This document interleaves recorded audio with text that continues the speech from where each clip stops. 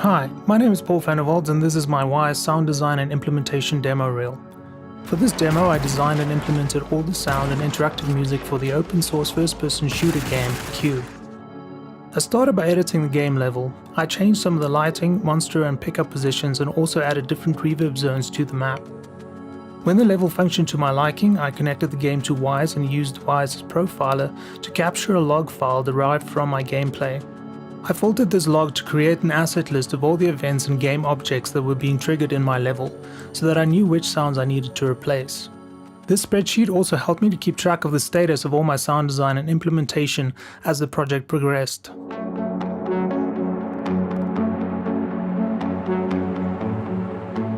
All my gun sounds were designed in layers as it provided me with the most depth and flexibility in implementation. Because I didn't have access to these weapons in real life, the only gun layers that I used that weren't recorded by me were the body sounds of my gunshots. I processed and layered the gunfire samples I had into my own unique versions of the gunshot body sounds. On their own they sounded quite weak, so I added a bottom end punch layer which I designed using drum synthesis. This added power and kick to the initial burst. To add an additional sense of realism, I also added a mechanical layer of the triggers and clicks of the actual gun mechanics as the shots were being fired. I also added reload sounds. These sounds were all designed using a combination of sources that I recorded, including my house keys, a toy gun, an air rifle, a stapler, and a glue gun. To add more depth to my gunfire, I added the sound of an empty bullet shell falling on the ground after each shot. I recorded shell samples for both metal and dirt falls, the two different ground materials found in my level, which were triggered by a switch container. To get the most variation out of these empty shell sounds, I divided each shell fall into heads and tails, meaning that the initial ground head of each shell was separated from the bouncing or rolling thereafter. When firing a gun in real life, the bullet shell will pop out and fall to the side of the shooter at various distances. To imitate this in-game, I used Wwise's 3D positioning and attenuation functionality to map a series of potential paths that these shells could fall at, and also randomize their proximity to these paths as well as their timing. To reduce repetition on all my gun-related sounds, I used random containers and randomizers on pitch, volume, and filters where needed.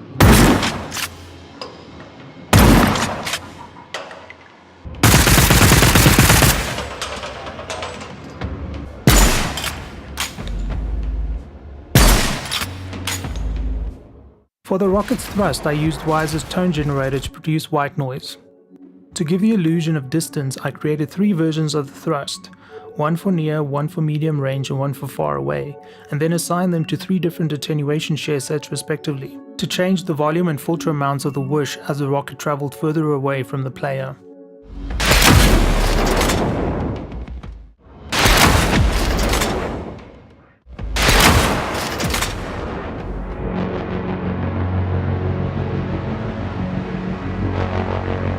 My level has 5 distinct enemy types for which I designed a suite of sounds each, including grunts, pain, and death sounds. Most of these bass sounds and noises were made by myself messing around on the microphone and then layering that with a series of animal, mechanical, or other obscure sounds.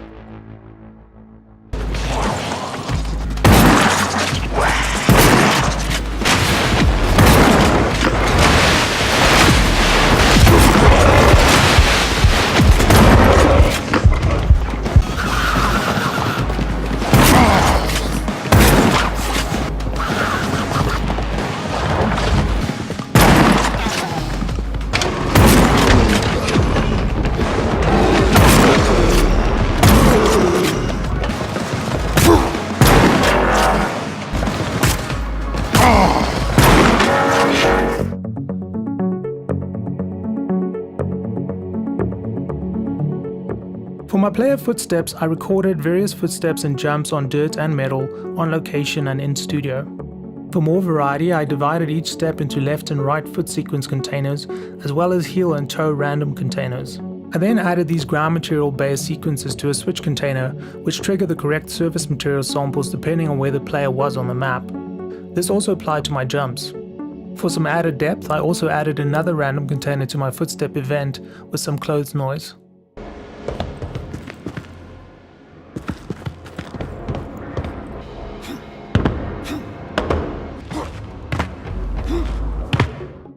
To indicate low health, I created a heartbeat using a drum synth.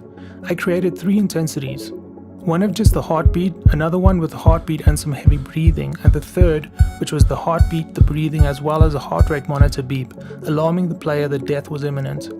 The monitor beeps were made with the synth. I added these layers to a blend container in Wwise, which I then connected to a real-time parameter control for player health, which then cross-faded between these intensities based on the player's health level. The volume and pitch also rises and falls dynamically as the player takes damage.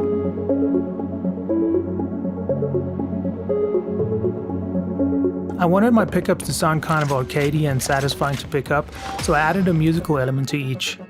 To make sure that these played nice with the music I was going to write, I made sure to have these tonal effects in the same key as the music.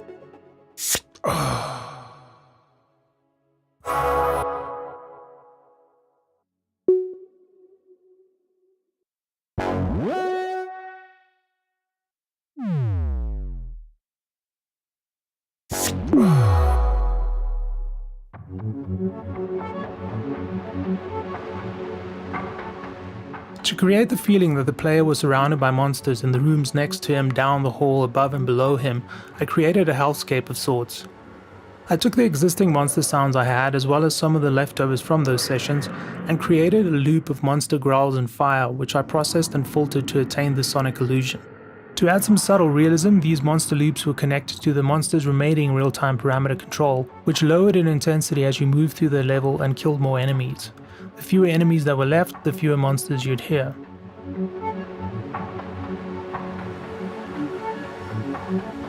For my interactive score, I implemented my exploration music using the horizontal method. I composed a collection of 16-bar loops and imported them as music segments into Wwise. I added them to a music playlist container and used the different group functions to have my exploration music be more or less structured, but with an element of unpredictability and randomization.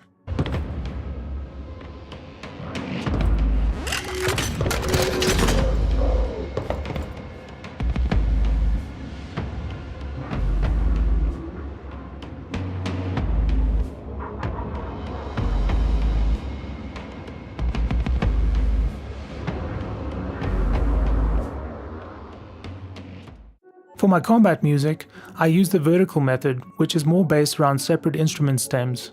I composed a collection of 8-bar combat loops and imported them into Wwise as music tracks.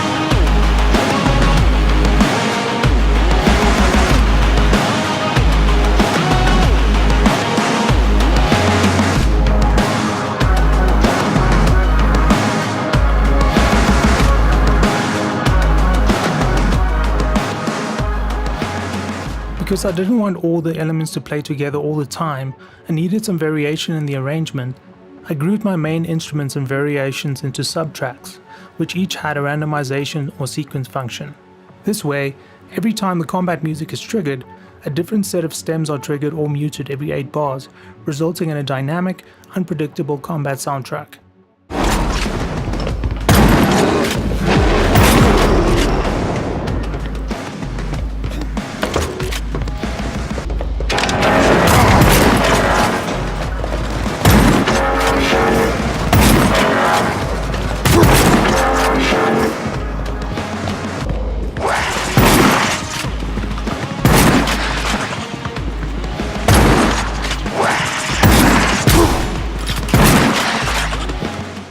Lastly, I wrote a death and victory sequence which would play when the player died or when the player finished the level.